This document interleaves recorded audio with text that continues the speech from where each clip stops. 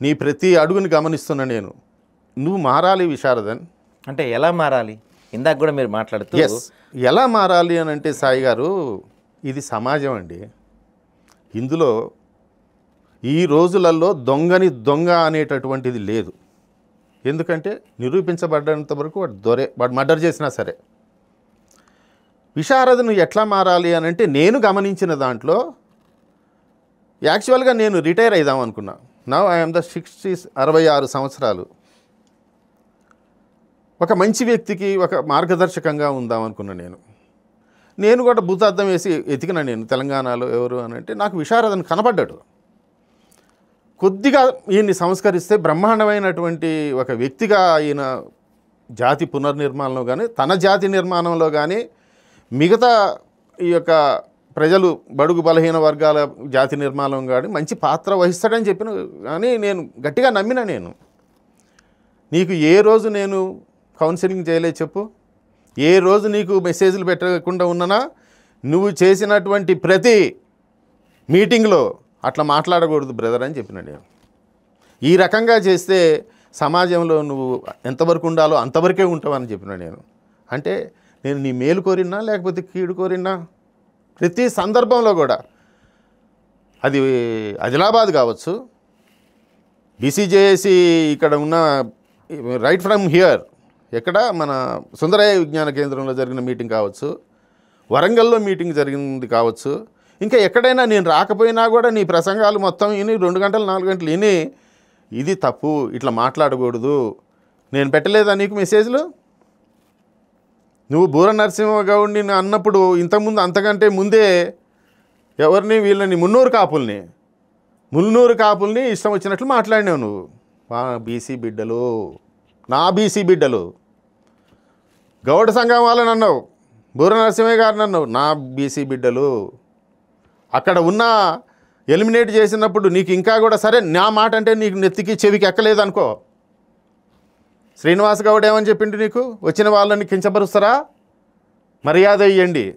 అది కూడా అర్థం కాలేదా? సూటిగా ఒక గౌడ కులస్తుడైనటువంటి జస్టిస్ ఈశ్వరయ్యని కూడా అడుగుతున్నా నేను. నీ పక్కన ఉండే కదా చెప్పింది, నువ్వు సపోర్ట్ చేయవేంది? ఎందుకు మాట్లాడవు? ఒక పద్మశాలి బిడ్డని నేను, నా గౌడ కుల, నేను ఒక బీసీ బిడ్డని. అంతకంటే ముందు ఇష్టం వచ్చినట్లు కామెంట్లు ఏంటండి ఇది? నేను నీకు 3 నెలల క్రితమే పెట్టాను నీకు ఒక మెసేజ్, విశారదన్ గారు. ఏమని మెసేజ్ పెట్టినా నేను? నీకు తెలవదా? నువ్వు చూడకపోతే మరీ ఫోన్ చేసి చెప్పిన. ఇప్పటికే నువ్వు ఈ కామెంట్స్ వల్ల 300 కాపుల్ని కోల్పోయాం. దానికి నేను సంజాషి చెప్పుకున్నా 300 కాపులకి. ఎందుకంటే నీకంటే వైడ్ సర్కిల్ నాది. ఈయనకి, మన గౌడు ఎంపీ గారికి, ఎక్స్ఎంపీ గారికి నేను పర్సనల్గా పోయి సారీ చెప్పుకుంటున్నా. ఎందుకు? నేను హీల్ చేద్దాం అనుకుంటున్నా. నిన్ను ఒక సరైన పద్ధతిలో మారుస్తే ఈ సమాజానికి ఒక ఉపయుక్తమైనటువంటి వస్తువుగా నువ్వు ఉపయోగపడి ఈ సమాజాన్ని ఉద్ధరిస్తావనుకున్నా నేను. నువ్వు నీ యొక్క ఆక్రోశం ఎవరి మీదండి? నీ ఆక్రోశం దేనికి? నీ ఆక్రోశం ఫర్ వాట్ పర్పస్? కాదు ఇంకో దీనికి ఉపయోగపడుతుందని చెప్పు. అంటే అందరు నీ గుడికే రావాలి, నీ ప్రార్థన చేయాలా? 22,000 పార్టీలు రిజిస్టర్ అయినాయి మొత్తం భారతదేశం మొత్తంలో. ఒక డిఎస్పీ కాదు. అయినా నాకు తెలవని ఉద్దేశము మాది అండి ఉద్యమము. మిమ్మల్ని ఆహ్వానిస్తాం, మేము చేసుకోలేమా ఉద్యమం? Who are you? బీసీ ఉద్యమాన్ని నడిపించి నేనే గొప్ప, ఆగు అని వాళ్ళందరినీ కూడా ఆపు చేస్తే ఈ పెద్ద మనుషులకి ఉద్యమ నేపథ్యం లేక మొన్నటిదాకా వైట్ కాలర్స్ వాళ్ళు అంటే ఇంకా ఎవరు లేరా? లేకపోతే మేమంతా ఎడారి, నువ్వే ఒక ఆముదం చెట్టు అనుకుంటున్నావా? తప్పు విశారదన్, చాలా తప్పు చేస్తున్నావు. I respect your services. 10,000 కిలోమీటర్లు తిరిగావు, ఏం సాధించావు? చలో నా రికార్డు తీస్తుందా? నేను ఎంత పద్ధతికి ఎంతమందికి ఉపయోగపడ్డానో, ఎన్ని వేల మందికి ఉపయోగపడ్డానో. కమాన్, చర్చకు రా, బహిరంగ చర్చకు రా. నేను సవాల్ చేస్తున్నా నిన్ను. ఇలాంటి జిమ్మిక్కులు నేను తెలంగాణ ఉద్యమంలోనే చూశాను నేను. ఎందుకంటే ఆంధ్ర వాళ్ళు ఏదన్నా మెసేజ్ పెడితే తొడేలు లాగా దాడి చేసేది నా మీద. ఈ యొక్క పెద్ద పులి ఈ తొడేళ్ళకు కాదు, ఈ వేట కుక్కలకు కూడా భయపడదు.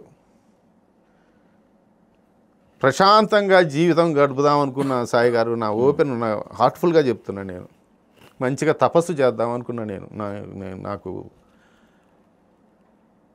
సరే మా పిల్లలకు కూడా చెప్పేశాను నేను. ఇవాళ నిన్ననే క్రియాటిన్ టెస్ట్ చేయించుకున్నా.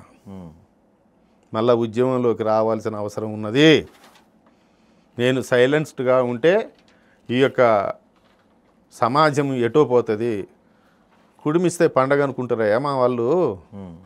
మంచి మాటలు చెప్తే గుండెకి హద్దుకుంటారు, లేకపోతే ఇసిరి కొడతారు.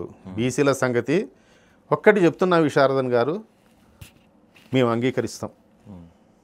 బీసీ ఆర్గనైజేషన్కి మిమ్మల్ని అంగీకరిస్తాం. ఒకవైపు ఎస్సీ ఎస్టీలు, ఒకవైపు ఓసీలు మమ్మల్ని మధ్యలో చట్టంలో పెట్టి నలగొట్టిండ్రు అని ఎందుకు అంటున్నాను? నీకేమన్నా అర్థమైందా? అర్థం కాదు. నేను చెప్తున్నా ఇను. ఈ మధ్యలో రాజ్యసభలో అన్స్టర్డ్ అండ్ స్టర్డ్ క్వశ్చన్ అని ఉంటాయి.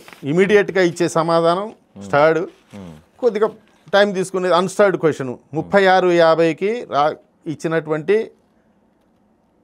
సమాధానం రాజ్యసభలో. ఎస్సీ ఎస్టీ అట్రాసిటీస్ కేసులు బీసీల మీద, మా గుండెల మీద, ప్రతి గ్రామంలో ప్రతి మండలంలో ఎస్సీ ఎస్టీ అట్రాసిటీ కేసు ఎదుర్కొని వాడు ఎవడన్నా ఉన్నాడా?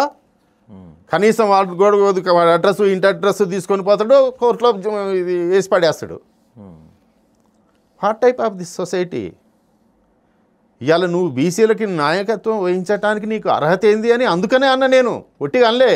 నా ఇంటికి వచ్చినప్పుడు కూడా ఇదే చెప్పిన, మీ ఉద్యమం మీరు చేసుకోండి సార్.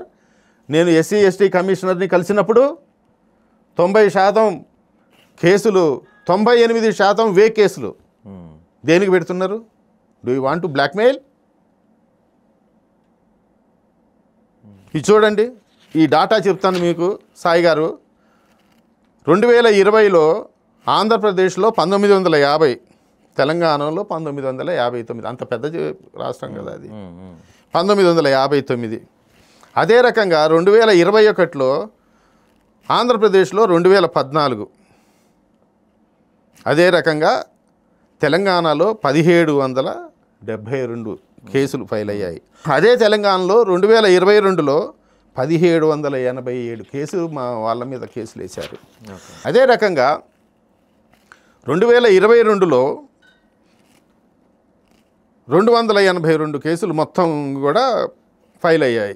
అదే 2023, 2024 మొత్తం తీస్తే మా మీద అయినటువంటి కేసులు 2020లో దేశం మొత్తం మీద 50,291 కేసులు. దేశవ్యాప్తంగా నువ్వు గమనించినట్లయితే 2020లో 50,200 ఎస్సీ ఎస్టీ అట్రాసిటీస్ కేసెస్, 2021లో 50,900 అట్రాసిటీ కేసెస్, 2022లో 57,582 కేసులు. గ్రాఫ్ పెరుగుతుంది, తెలివి ఎక్కువైపోతుంది కదా.